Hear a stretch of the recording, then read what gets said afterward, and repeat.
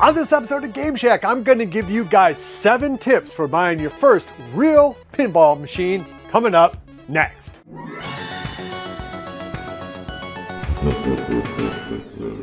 Hey everybody, welcome on back into the Game Shack. I am your host, JDV. Thanks for stopping by. If you dig this kind of content, and give me a thumbs up on the way out the door.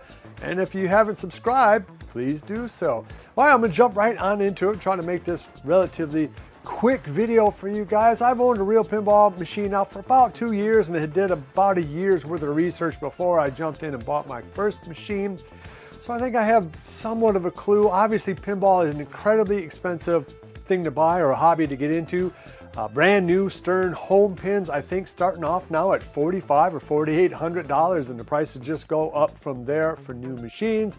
Even magnetical EM type machines from 1977 and before, they're now going, a lot of them go for more than $1,000. So no matter what you're looking at, you're probably looking at paying around $1,000 and up just to get into pinball.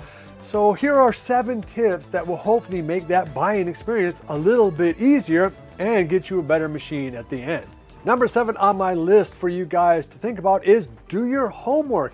And what do I mean by that? I mean, essentially do research on the kind of pinball machine you want. If you know that you want a really classy looking old EM that's mint, that's a lot different than getting something like a Street Fighter game that I got out of a bar. And once you've done that, the thing I'd recommend you do next is research the game on a place like pinside.com or internationalpinballdatabase.org. Those are great reference points to kind of look and see whether or not a certain pinball game or a series of pinball games is reliable. There are some series of pinball games that are notoriously bad for first-time buyers to buy, because if one thing goes wrong, that will cause a cascading event of other things to go wrong. That's not the kind of pinball machine that you want to have in your collection. Do research on the seller. Find out if you can get replacement parts for it. The smaller number of units made of any particular model, the harder it is in theory to get parts for it. So I would recommend, as you're doing your research and looking into what games you buy, try to find pinball games that they made a lot of, because it's going to be easier to find the back glass, the flippers, the mechanics, the toys, all the things associated with fixing up or replacing parts. Play fields are going to be a lot easier if your machine was put out in great numbers. Either way, do your research all the way around and try to learn as much as you can about that machine, the company that made it, and the potentiality of replacing parts for it. Also the seller. Number 6 on my list is to make sure that when you buy the machine, have the guy who's selling it to you open up the back glass. And that's going to let you do a couple of things. One, it's going to let you see how many burnt out lights there are, if there's any kind of burn marks or other obvious electronical things wrong with it, if there are wires that are unattached or any other kind of thing that goes, you have a coat hanger here instead of a wire. Why is that? That type of thing. But the primary reason to do it is just to make sure that the back glass is actually in okay shape. A lot of times, particularly on older machines that have been around for 30 or 40 years, the back glass will look okay, but in the behind it, when you look at it, you'll be able to see that the paint is getting ready to chip off or has chipped off. Maybe somebody has painted in over it. That's something to be very aware of, because on some of the games, you're going to have a really hard time replacing that back glass if you end up wanting to do so. Again, it kind of goes back to the research point. But anyway, just check the back glass. Make sure it's quality enough to meet your needs, your demands. And if it's not, be sure that you know that you can replace that back glass at a place like Marco's. As I mentioned earlier in the video, one of the places that you can look at for a cheaper version of pinball are electromechanical machines, or EMs. Those are going to be pinball games made from 1977 and back. The one caveat about buying an EM machine is there's actually 2. One, make sure that you have a tech in town that can handle those. It's a lot harder to fix those old EM machines and a lot harder to find a pinball technician that can do so. So if you're really in love with EMs, it would behoove you to try to go out to your local pinball group, Facebook group, whatever. Try to find out if there's somebody local who fixes those EM machines. And 2, when you are looking at a used EM machine, be sure that you try to pick up a 1 or 2 player game, because those are infinitely more reliable than the 4-player game. I was told directly by my pinball tech, who specializes in Gottlieb EM games, that the 4-player games are much more prone to break down than a 1 or 2-player game, like exponentially so. So he told me if I'm ever looking for an EM game, try to find a single-player game. If not a single-player game, then a 2-player game, and try to avoid the 4-player games altogether. Kind of in that same vein of advice is my number 4 suggestion is the more things you have on your pinball table, the more they can go wrong. And I'm particularly talking about flippers and toys.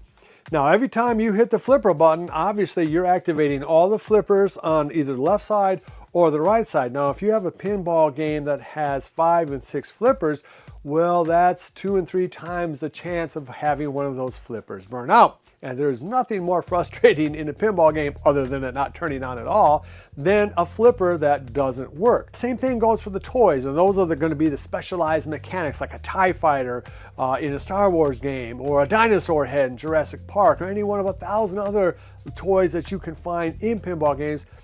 The more toys you have, the more chances they have of breaking down. And again, going back to my first recommendation, the more rare the toy is, the more rare the game is, the harder it is going to be to replace that toy if it breaks. My third tip is to make sure that you have the seller of the game crack open the game and open up the playfield.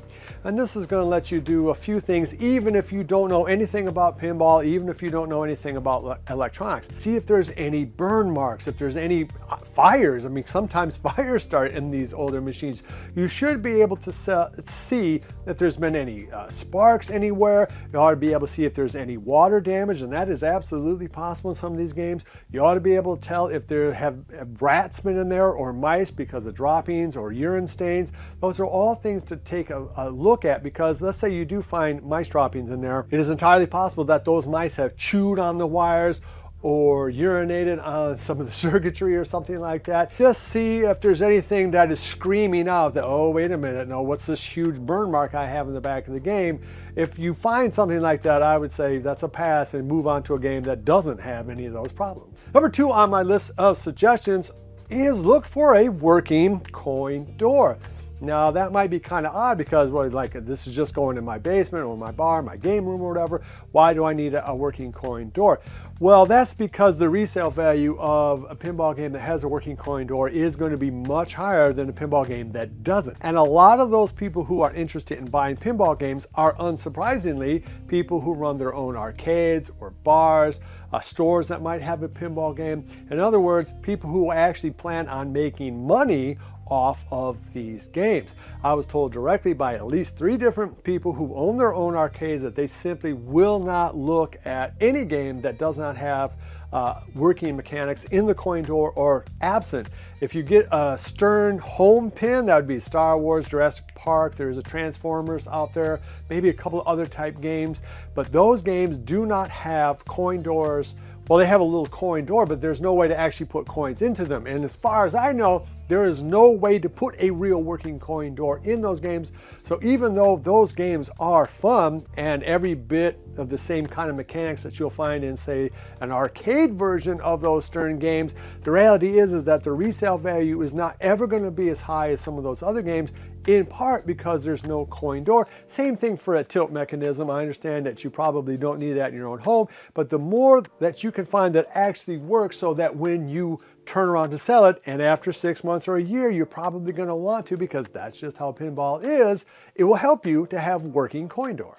And the number 1 piece of advice I can give you guys when it comes to buying a used pinball game is to make sure that the playfield is in good shape, because playfields are the hardest thing by far to replace on an old pinball game. It is incredibly hard and time consuming because you have to remove every single mechanic to do so, and that is just absolutely huge and time consuming. And of course, you have the risk, or run the risk, of damaging something as you take it out or put it in. Don't buy a pinball machine where the playfield is really jank, because coming down the line, you will probably regret it as you're playing it, and you'll definitely regret it when you go to sell it or trade it for another pinball game.